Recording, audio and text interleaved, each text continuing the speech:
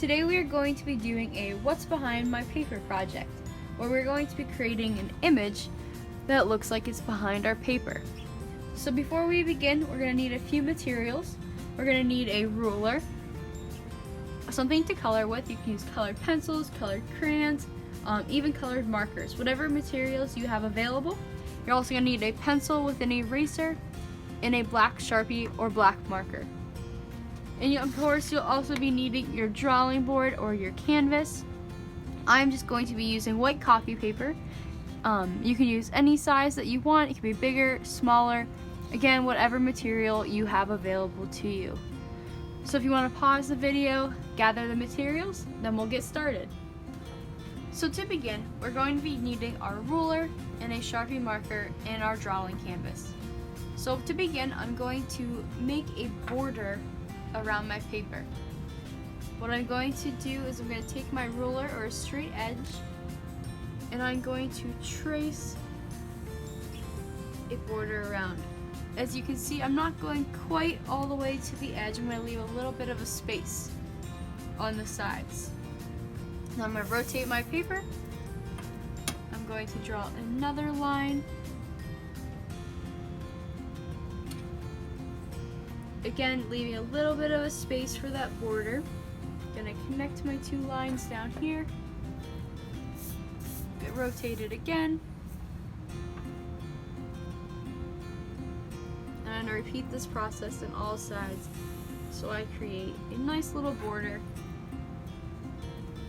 for my project.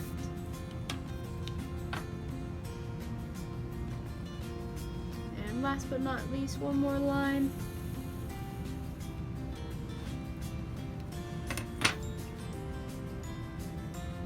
There we go.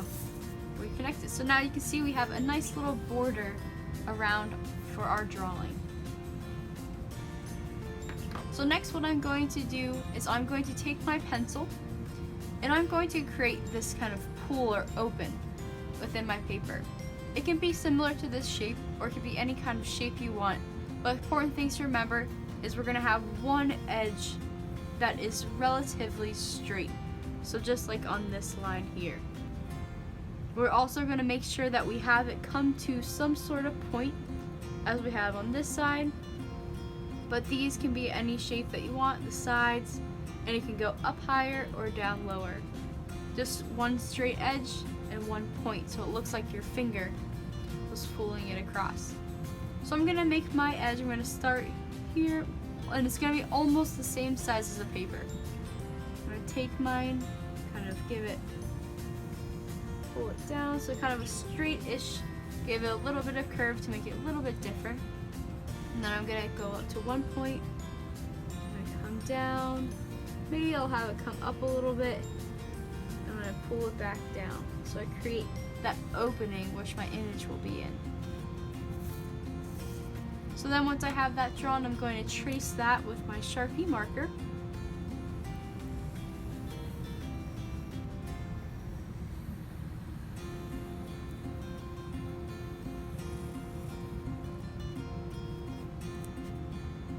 Erase that little extra line.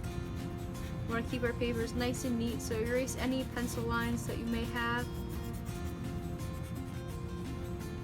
So once I have my shape drawn, so my opening where my image will go, so our image is going to go right in here. Our image or our scene, whatever creative idea you can think of. Then we're going to begin by making these folds. So as you can see, it looks like our paper is folded back. And what we're going to do for this is you're going to start on the top of your paper, leaving a little bit of space in between. So I'm going to move over. At the top of my paper, I'm going to draw a curved line that kind of follows the pattern of my fold. So as you can see, I came down because it dips down. So I dipped down, I came up to that point. I'm going to follow the pattern of my fold. Doesn't have to be exact, but make it as close as you can. And I'm going to curve out. So I have one line there. So I'm going to come over once again. I'm going to leave a little bit of space. I'm going to follow the pattern. I'm going to go in, up towards my fold, back down. And when I get to here, I'm gonna make it a little bit different so it kind of looks like it was pulled up from the point that it was in. So as you can see here, I follow the pattern a little bit, but it's slightly different. So I'm going to come down, follow this pattern, maybe I'll go this way a little bit. So we have a little bit of a wave. And we're gonna be doing 3 to 4 of these lines. It depends on how many you want to do, but I recommend no less than 3 and maybe no more than 5. So about 3 to 4 different lines. So for this next line, I'm going to come in again, follow my pattern, touch that point, and I'll get a little bit closer here, and I'll pull out. So that's 3 lines that I have here. If you want to do a 4th line, you can make it full length, touching the edge of your paper, or you could do one that is in between. So maybe for this one, I'll start over here, and I'm going to curve up, and I'm just going to stop right here. So it kind of looks like it's half a fold. So once you have all these lines, you're going to trace them again with your Sharpie marker. So I'm just going to trace those lines, so that way you can kind of have a nice outline. And it'll create that depth in our picture.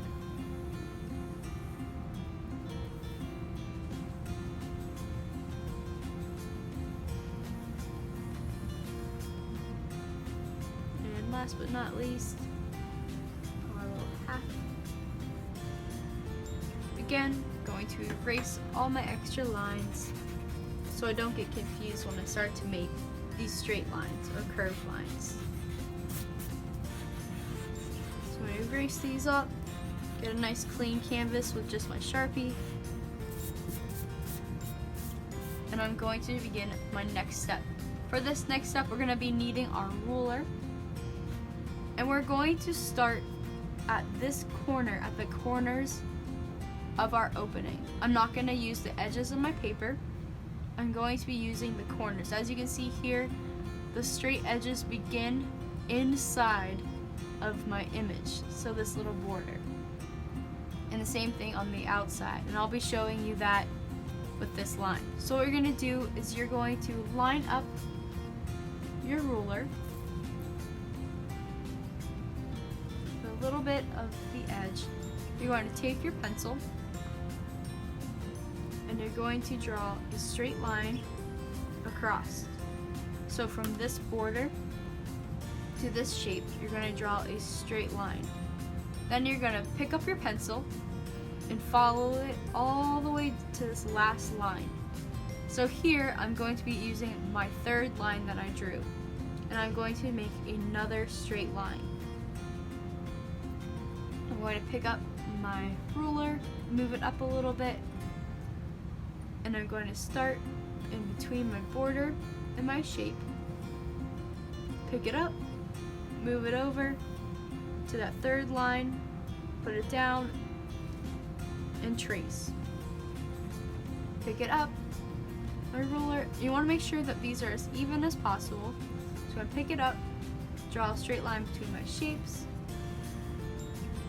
pick it up once again, follow across, and do that from that 3rd line. So I'm going to repeat this step. To get to this 4th line, if you decide to do a 4th line, this is how you're going to complete this step. If you are just doing the 3 lines, you can skip over this section and continue doing this same pattern all the way across that 3rd line, just like on this example. But on the 4th line, it's a little bit different because this one doesn't have a straight edge the whole way down. So what you're going to do for this is I'm going to line up my ruler, and instead of going to that 3rd line, I'm going to jump over to my 4th line. And I'm going to repeat that same process. So I'm going to line up my ruler, draw between my border and my shape, pick up my pencil, skip that 3rd line, and go all the way to the 4th line. So I'm going to draw my line right here on that 4th line. Again, I'm gonna move up my ruler, draw between my shape and my border, pick up my pencil, follow along, go to that fourth or that outside line, and draw a border. Draw my straight line to the border. So we're gonna do this step all the way up to the end.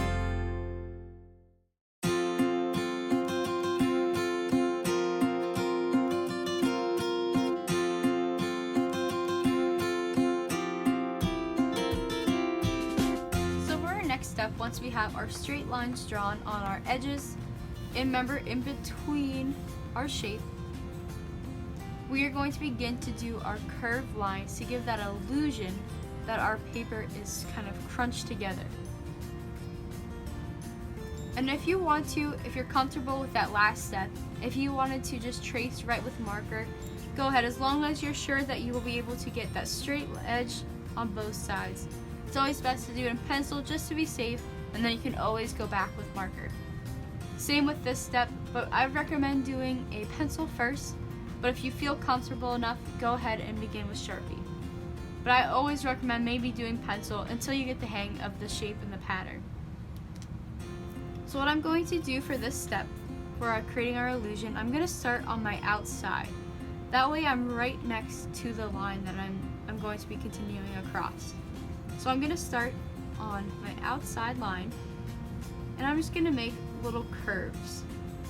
So kind of like little bridges or like little hills in a landscape drawing. I'm going to create a little curved line. And I do this then again with the next one. And once again, connecting these lines but not going within my shape. So I'm kind of going to do an imaginary line across. So I'm going to do that process. So I'm going to come up again, draw a curved line, one more. And then sometimes if you want to double check, especially when we get to these larger spaced areas, if you follow your imaginary line, so if you don't put your pen down or your Sharpie marker, you're going to follow that line straight across, and then you can begin to draw your curved line from that side. So I'll show that part again.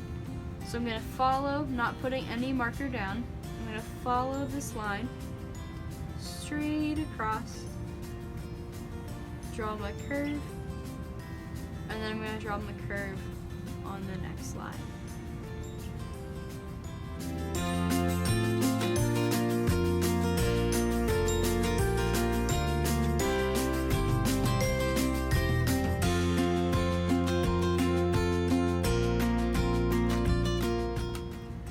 So as you can see, after I made all my lines within my shape, I have a little bit of blank spaces on the top and bottom. What we're going to do for that is we're going to freehand these drawings. So I'm going to come in kind of around where my next line would be, and I'm going to kind of follow the curve of my last shape that I did. And then I'm going to make another one in this space.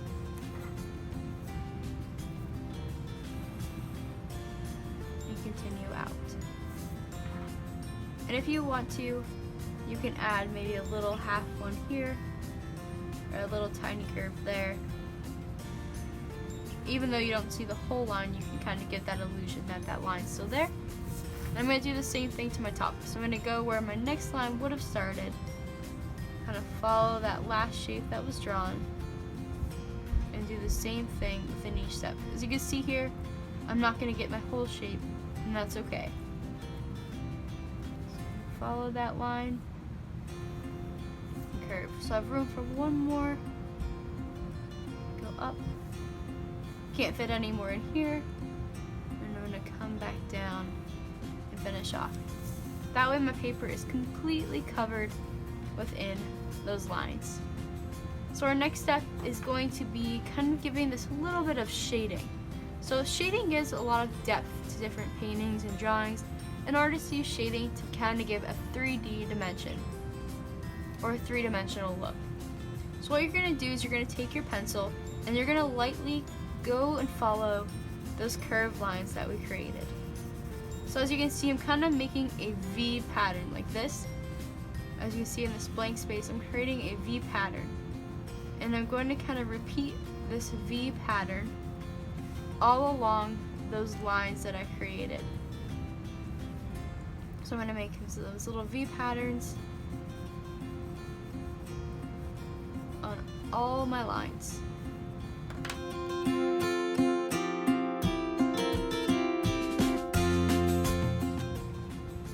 So once you have all those lines, those V's kind of created in those lines, you're going to take your finger and you're going to blend and kind of do that same V pattern. And you're going to bring it up, and you'll see that the pencil will actually spread on those little tubes or those folds. So as you're working, just keep taking your finger and spreading out that pencil.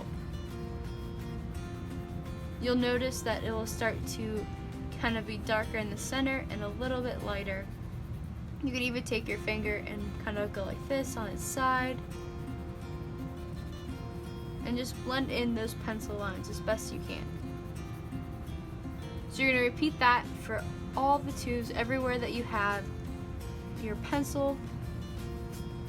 And then after you do that, you're going to take your eraser and you're going to follow the middle of your tube the whole way down.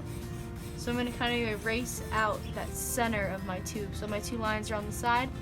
I'm going to erase that center so I have a nice blank spot on my tube or my fold. This, once you do that, you'll notice that you'll get a little bit of highlight. It's a little hard to see on this video, but in person you'd be able to see it on your own drawing. So kind of erase that middle after you shade in all of your pencil marks. So now once you have all your shading done and you cleaned up all those little edges, you're going to be starting to draw anything you want with inside of this shape. I drew a sunset in this first one with a little lighthouse. You can do an animal, or you can do anything that you think of. So you're going to begin, and to our final step, begin to draw and color in your shape. And that's all that I have for you today. I hope you enjoyed your What's Behind My Paper project, and I can't wait to see the results.